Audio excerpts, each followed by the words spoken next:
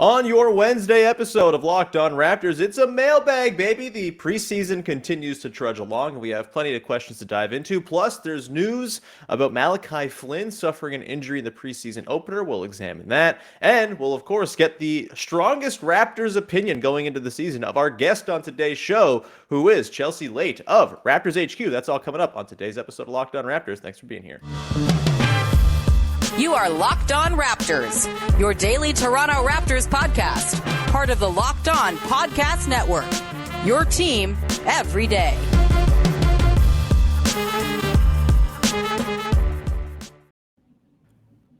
Hey, what's going on? Welcome to episode number 1255 of Locked On Raptors for Wednesday, October the 5th. I'm your host, Sean Woodley of RaptorsHQ.com. That's not me. I'm not from RaptorsHQ.com anymore. That's our guest. I keep doing that. I don't work for them anymore. You can find me, though, however, at Post Touches, my new newsletter, which will be dropping its first post this coming Friday. Go check out my pinned tweet, and you can subscribe there.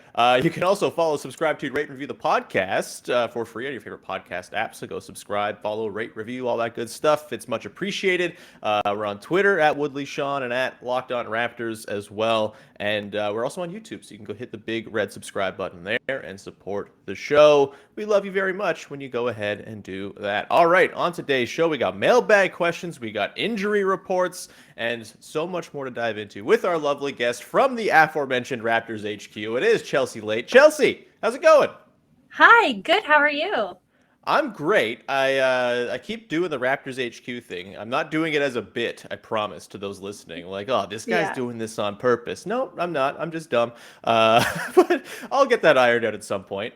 Anyway, you do write for Raptors HQ. You do a wonderful job over there. And we're going to dig into a bunch of mailbag questions here from the listeners on today's show. We also have some news to break down first, just coming over the wire from the Raptors PR staff.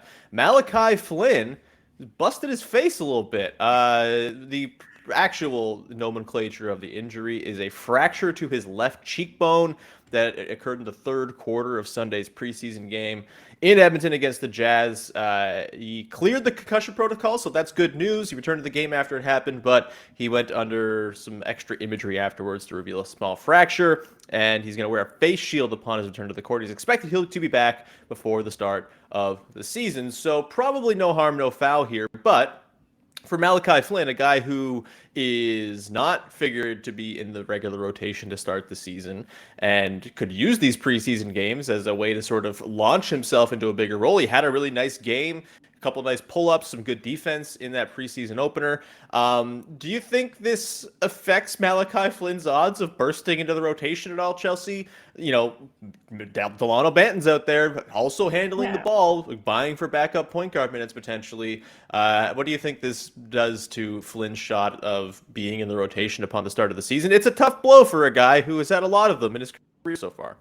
Yeah, it's hard for him. I mean, he already struggles enough to get minutes, which, and I think he has the benefit of coming in from a really good summer. He had that 7-point game in some tournament in the off season. So I think he has a lot of good buzz going into the season, but this injury doesn't really help him because I'm sure it's not going to make Nick Nurse over eager to put him in and to give him a lot of minutes. I mean, some people go in and they thrive with the face shield. We all know the Sue Bird story, or at least I hope you know the Sue Bird story. So, I mean, maybe you go in with a face shield and you just kind of it gives you some sort of superpower and he ends up, making himself memorable, but it definitely doesn't help. Yeah, it's a tough break for a guy who it's been nonstop tough breaks since his career started, and I feel bad when I critique Malachi Flynn for his lack of performance or whatever, because it's kind of handed a raw deal. He had no summer league. He was drafted a month before his rookie season, just thrown into it in Tampa in a terrible team situation. He has a couple of moments at the back end of that year, a couple of months that I think we've all agreed by now are totally fake make-believe, where Freddie Gillespie was the savior in the middle of the floor, and Kem Birch was an 11-7-3 short rolling, big man throwing kick-out passes to the corner and bombing threes. That was all make-believe. And so I kind of think his rookie of the month that one year is make-believe as well. And he just never really got back into the swing last season. the best stretch of games he had was when Fred VanVleet was out after the All-Star break, and he gets hurt and leaves and can't come back and doesn't get back into the rotation really for the rest of the season. So I feel badly for the guy, but I do think this is, you don't want to miss time in the preseason when you're a player of Malachi Flynn or Justin Champagne's sort of caliber, because there's dudes looking for jobs and there's dudes looking to carve out higher roles in the rotation in the hierarchy of the team. So hopefully all the best for Malachi Flynn. Hopefully it doesn't affect his shot making or anything like that to have the mask on, but we'll keep an eye on that. That's just the news across the wire early here this morning. Let's dive in now, shall we? Do some mailbag questions, Chelsea. We got some really good ones that came in from all the good folks out there. We love the mailbag question askers. They really are the lifeblood of this podcast. 1 out of every 10 episodes or so. Wouldn't happen without them. Let's go. This one here comes from @Dwayne Disney asking, do you feel Christian Koloko would benefit from steady playing time with the 905 or to be part of a taxi squad with limited minutes on the Raptors bench? I think you could probably go either way on this one, Chelsea. Where are you at with sort of the way you'd like to see Christian Koloko implemented into the Raptors to start his career? Yeah, I think we all know if this was any other team, maybe I wouldn't be so, I guess, passionate about going from the G League team to the NBA team. But I think we've seen a pattern on this team of people who have gone down to the G League and played for the 905 and just have found, good minutes there and have blossomed and have really gotten like the development and the runs that they needed in their rookie season. I mean, we saw it with Delano Banton last year. He had an absolute phenomenal run on the 905. And I think we're like seeing the benefit of that now, even just from one game. But I don't know. I think the Raptors definitely need him at points. He's a good, he's tall, which is something that we need. But I don't think it would hurt him to go down a bit and get more minutes and then come back up and, have that, be warm already. So I think we have the benefit of having a really good development system between the two teams and a really good relationship where they can kind of go back and forth really well. And every guy that has done it has like loved it, and they have a really good culture of not making it seem like it's a bad thing, making it seem like you're getting like knocked down. So I think that's really beneficial for them too, because they're not seeing it as like, oh, I got drafted into the NBA and now I'm going to go play in the G League, like some whatever. No, it's like, a good opportunity for those guys, because then you have the Fred VanVleets and the Pascal Siakams who did it, and look at now, right? So Yeah, I tend to agree with you. I think the G League is probably the way I'd go to start with Christian Koloko. It's tough because you could totally see a world in which he's like, matchup specific. You get him in there for 10 minutes a game against a very specific opposing lineup or whatever, and you get him some meaningful NBA run right out of the gate. He's a pick and roll partner for a Fred VanVleet or a Pascal Siakam, as we saw that connection established in the first preseason game as well. Like that, those are all nice things that you could have. But I just feel like Christian Koloko will better help this team down the line, even this season, if he's able to play a whole bunch at the start and kind of get those reps, play 30 minutes a game, learning the defensive system, learning how to play in the Raptors, in their like helter-skelter scheme. Also, maybe sort of establishing himself as someone you can play a more relaxed defensive scheme, a simple drop or something like that with him in the middle of the floor. And I just don't know if you're going to get the leeway or just the time to massage those skills along to start the season with a team that basically has 9 guys entrenched in rotation spots already, and they're starting a small lineup. It seems like I don't know if they're going to make the switch and start Precious at some point here, but if Precious doesn't start, that's one extra big on the bench in Koloko's way. Just feels like it's not in the cards for him to get regular run right away. And if you want to, we talked about this yesterday on the podcast with Joe Wolfond, kind of digging into the way the Raptors need to become more diverse in the types of defenses they can play. If you want to have that be a thing you can go to come playoff time or next season, I feel like giving Koloko as much run right now in the 905. Play him like crazy. Play him 33, 35 minutes a game. I don't care. Just get him schooled in the principles. Have him get the reps.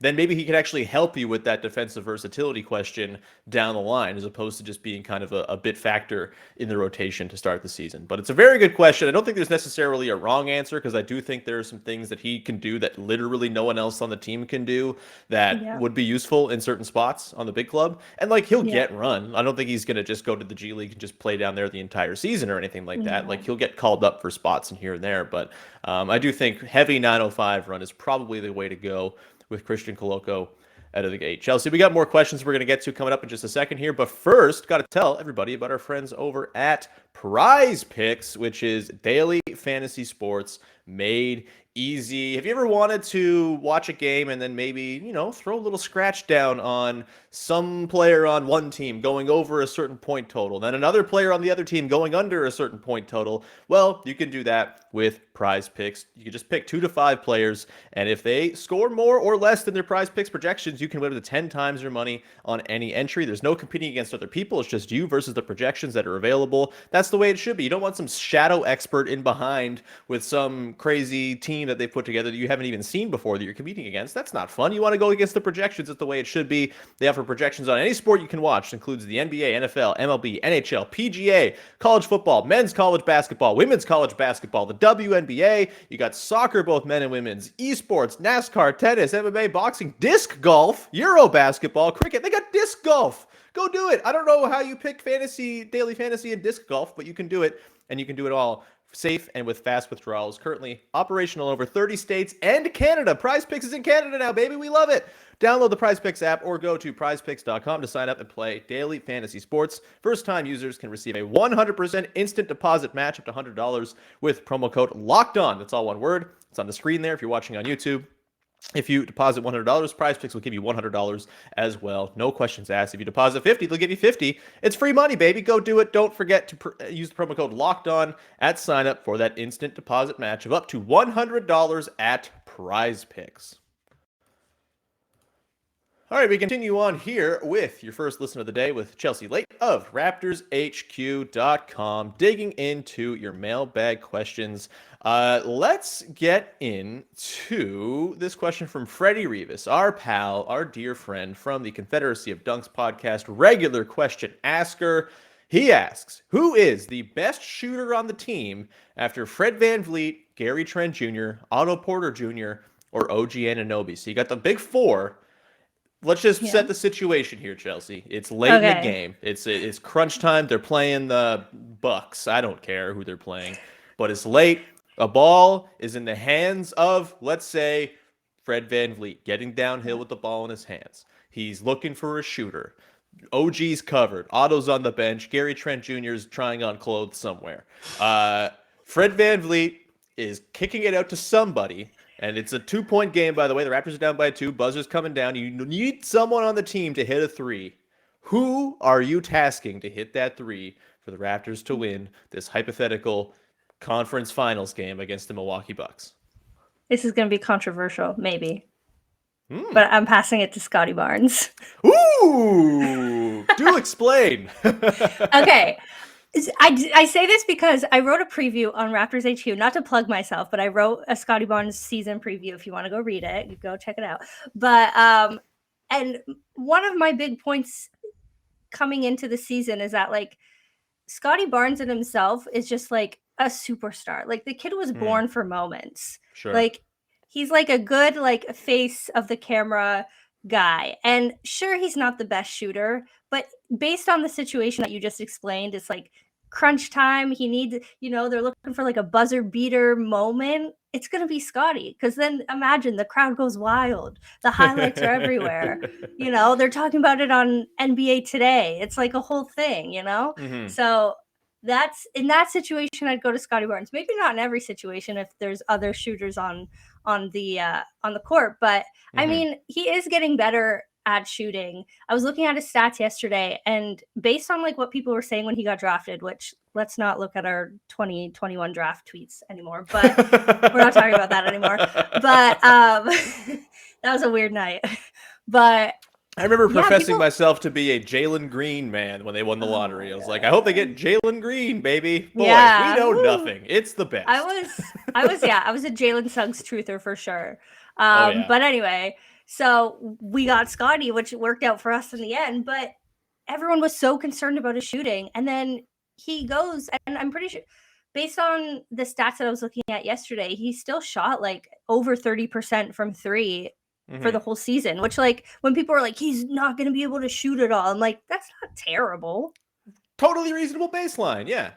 It's not the worst you can do. It's not zero, So, I mean, the reason that he popped into my head first is just because, like, especially with all the coverage he's been getting and the coverage he will bring to this team, which is like something that's really good for us. We need it.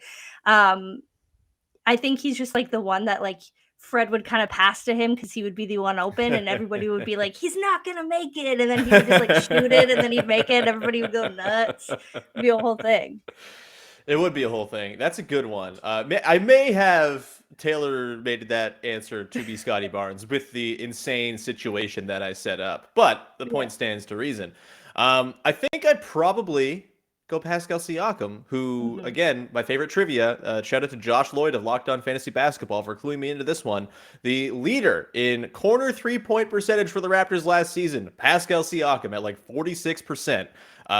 He's good. He's a good catch and shoot guy. Yeah, the pull-up stuff maybe wasn't there, hasn't been there the last couple seasons, but he's been very good from the corners, and I think I trust Pascal to hit a big three for sure. I guess the wild card answer here too is Precious Achiuwa, who like, this isn't so much he's catching a ball and doing a catch and shoot three. It's he's grabbing and going and pulling up from the top of the arc with all of the pizzazz that you could ever possibly imagine in this situation. What's your level of belief in Precious Achiuwa, 3-point monster?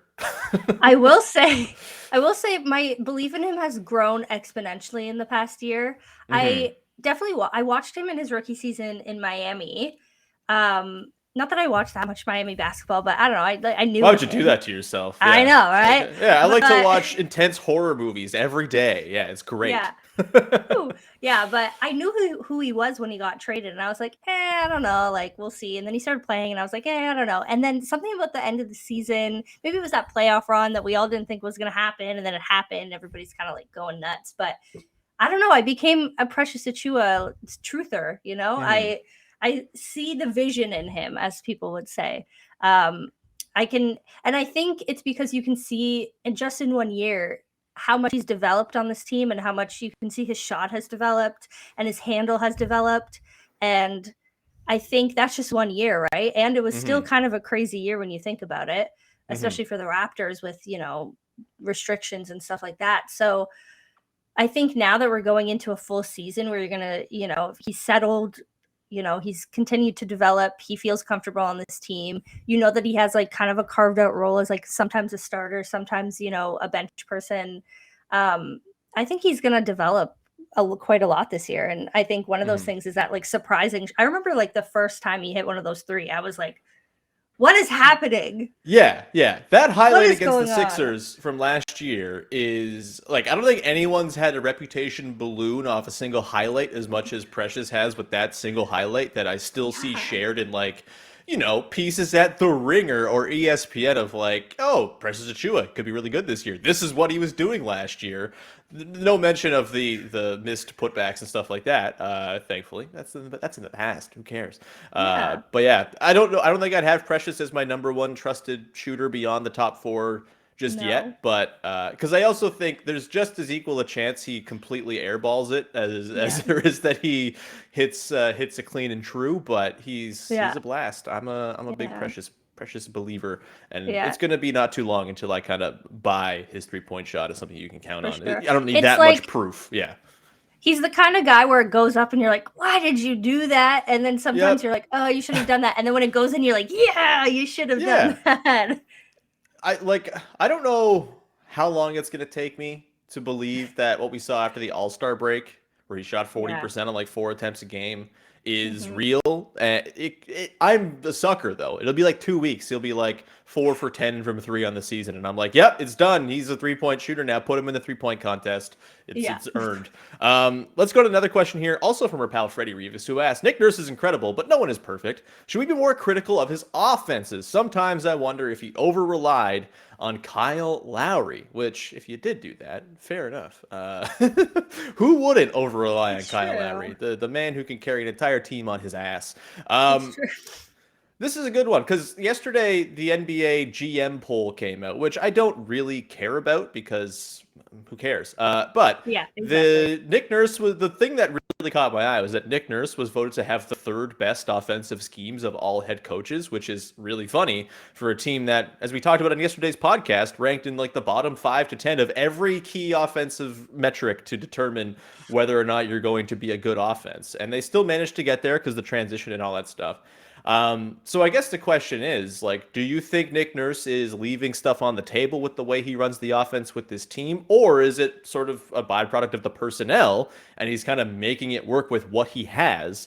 It's a tough one because there are certainly things you can quibble with the way they run offense. They don't run pick and rolls. They run like a lot of isolation stuff, and it's not an inherently efficient play. But I also kind of think with what he has on hand, I don't know if you can ask too much more of the way the offense has run the last couple of years. What say you? I think, those GM votes, not that they matter, but like it's kind of telling that he is doing what he can.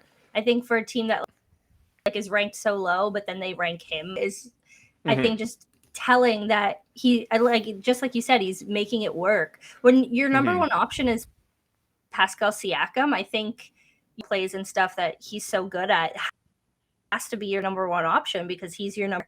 You have to, coach to your team. And I think he's coaching, especially now that Kyle is gone, he's you have Pascal, Fred, and so you kind of have to, like you said, coach your players. And I think Pascal Siakam, I'm definitely a believer that Pascal Siakam is going to like make even a bigger stride this year than he has in the past. So, play to your strengths. And based on what we've seen past that, so why not, try and use him in his best ways? Yeah, I think I agree with you. And I also think, like, this is a team, think back, even before Nick Nurse was the head coach, like, this is a team that has had really good offenses, and he has been credited with those really good offenses, right? Like 2017-18, that team was a buzzsaw. They won nearly 60 games. Their offense was, I think, top 5 in the league. And that was the whole culture reset season where it was like, all right, Dwayner, get out here. Nick Nurse is running the offense now. And the offense worked beautifully. They got DeMar DeRozan working downhill. They maximized what they had on the team. They made DeMar the on-ball guy. They maximized Kyle as an off-ball threat. It really, really worked. It was a really bloody good offense. And that had Nick Nurse's fingerprints all over it. I don't know. I do think it's more personnel based, and the lack of shooting the last couple of seasons has been really difficult to maneuver anything around, right? Like, it's just been so challenging to find proper spacing for the best players on the team to even run like a halfway normal offense. And this year they finally feel like they maybe have enough shooting to get by, where it's not like you're relying on 3 guys to put up all your threes. And so, yeah, I do think it's more the personnel than it is Nick Nurse. I think honestly my quibbles with Nick Nurse are more on the defensive end, where he is a maniac, and just like it's just like, okay, chill out a little bit, man. You don't got to do this all the time and get burned by Peyton Pritchard hitting corner threes. It's like the most just sad and depressing way to lose a game. But offensively, I think he's kind of doing what he can, and I think the fact that the Raptors are so aggressive on the offensive glass, are so aggressive in trying to get it on the run, like that speaks to Nick Nurse realizing the offense doesn't quite have the juice on its own. We got to find ways to amp this up on the margins, and that's, I think, part of his offensive strategy. And I think you have to give him credit for that, of making it work with what he has, making lemonade out of some limes, basically, in a lot of cases.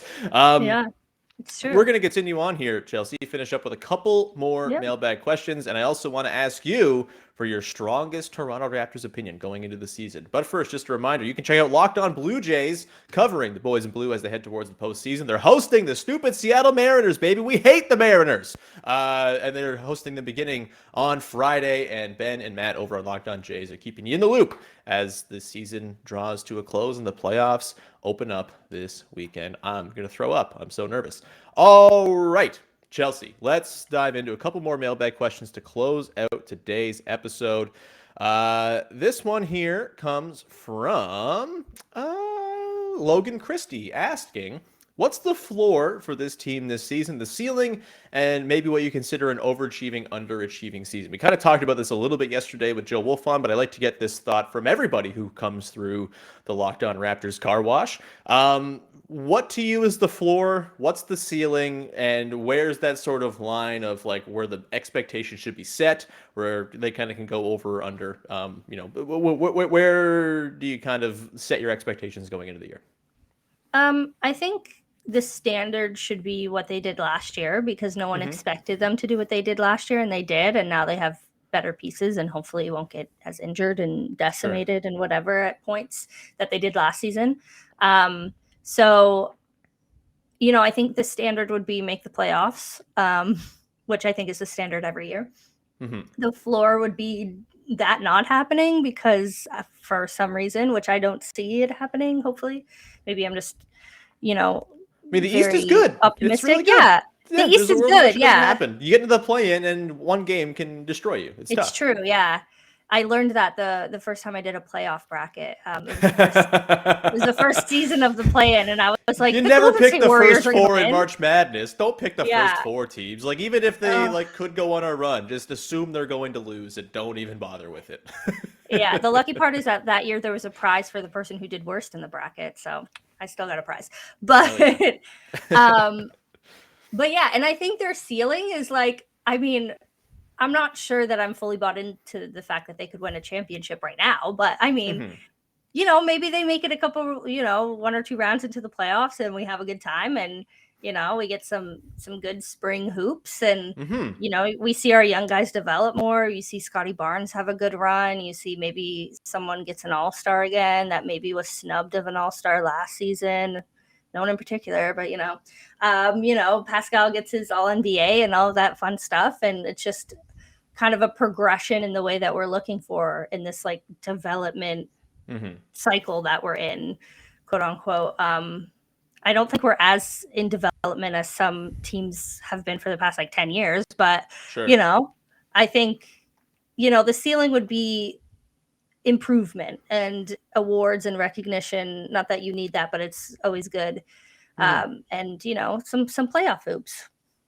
Yeah, for me, I think I'm pretty high on what this team can do in the regular season. Playoffs is another story. It's all matchup dependent, I think. But I think the baseline of 47, 48 wins, that should be kind of what you're aiming for. I think they're going to win more than that. I have them at 51 wins, I think, right now in my hypothetical standings projections. And, they could also win 45 games in a loaded Eastern Conference and not be a tangibly worse team and still think there's good things that have happened and improvements that have happened that are positive for the long term. It's a very difficult season to answer this question, I guess I would say. It's not like the Kawhi seasons where they better win the title, otherwise this sucks. Or, it's not like the DeMar and Kyle years where it's if they don't beat LeBron, then it's a failure. It's way less black and white. And I think there's lots of different ways this could go. And, they could win 51 games, but if they get waxed in the first round of the playoffs and have no fight in them, or the scheme doesn't work against whomever they're playing, then maybe that's viewed as a failure. There's lots of different ways this could land. As far as the low end, I don't see them going anywhere lower than 8th in the East. So I think at the very least they are hosting a play-in game, which gives you a pretty decent chance of moving on. That's the low end ceiling, I would say. I don't think they're out of the playoffs. That seems kind of crazy to me. And I think the top end ceiling, everything goes perfectly. The matchups align themselves wonderfully. You get some injury luck from elsewhere in the league. I do think a conference finals could happen. I wouldn't peg it as likely, but I do think it's on the table. Just if things kind of break the way that, sometimes things break in the playoffs with the bracket and leads to teams like the Blazers and Hawks making the conference finals. Like, the Raptors are a good enough team that they could take advantage of that sort of meandering path to a conference finals, I think, and then get summarily destroyed by Giannis in the conference finals. Better Giannis than Boston, in my opinion. 100%.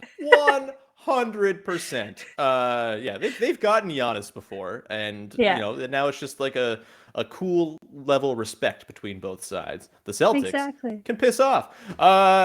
Let's wrap this up, Chelsea. I will do the thing I have done with all of my guests leading up to the season here after media day until the tip-off of the year. I want to know, what is the strongest held Raptors-related opinion or belief you have going into the season? It can be contrarian. It could be Fred VanVleet is just Earl Boykins with a bag. That could be your take if you want. It would be a weird take, but you can have that take if you want. There's also, you can be in line with everybody else. You just strongly believe it. What is your strongest held Raptors belief as we are now 2 weeks away from the opening of the NBA season? Part of me wants to go really controversial, but I think my strongest...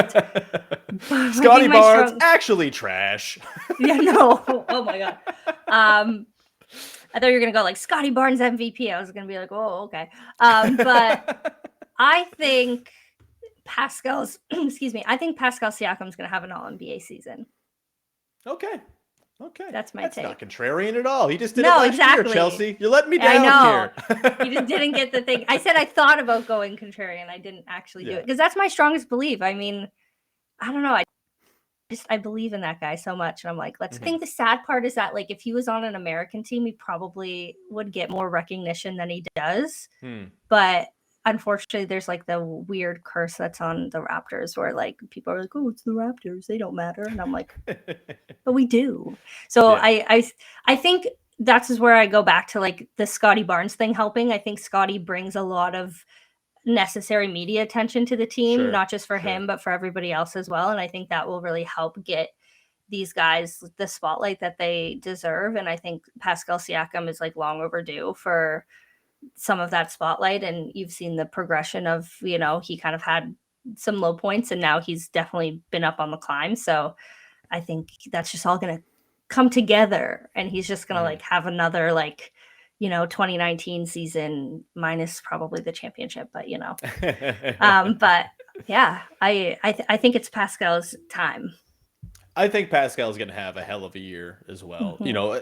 All NBA is tough to make because there's a lot of very good players and like you can be the 18th best player in the league and there's no shame in that. Injuries happen and whatnot. And, I think certainly with the fact that like Paul George and Kawhi Leonard didn't play much last season or didn't play at all, like that helped Pascal getting in there. But that happens every year. There's always guys who get hurt. And if Pascal's one of the healthy guys at the end of the year, there's a very reasonable chance that he's not just a third team All-NBA guy, but as high as second. Like he's made second team All-NBA before. He's really, really good. And if the Raptors go and surprise and win a bunch of games, I could totally see him being there once again, and it probably deserved. He should also make the All-Star game. He should have made it last year, but he should have. Yeah. Yeah. Again, that was who I was talking about when I said 10 games. Like, okay, are our brains just not developed enough that we can't overcome that? That's fine. All right, we're gonna wrap it up there. Mad. Thank you so much, Chelsea, for jumping on the show. This was great to have you. We'll have you back again throughout the season for sure. Anything you would like to promote for the good people out there? Go check out my Twitter. I wrote some stuff yesterday about Scotty Barnes. I'm going to write some stuff about Pascal Siakam coming up. So look forward to that. Amazing. Go and do that. Chelsea's awesome. Carrying the mantle over there at RaptorsHQ.com. And you can find me at Woodley Sean. Subscribe, follow, rate, review, all that good stuff. It's much appreciated when you support the show. And we're on YouTube as well in video form if you want to watch my mug every day and all of my guests who are far better looking than I am. It's just it's a constant stream of me being homely. Please subscribe. I sold it, right? I sold it well. Yeah. Also, go make your second listen of the day. Locked On Blue Jays, Ben and Matt leading into the playoffs. It's very exciting times, and that'll do it. We'll be back again on Thursday to break down the Raptors preseason game against the Boston Celtics. We'll do our big takeaways. We'll do the good, the bad, and the that's all coming up tomorrow. Thank you so much for being here, and we'll talk to you then. Bye-bye.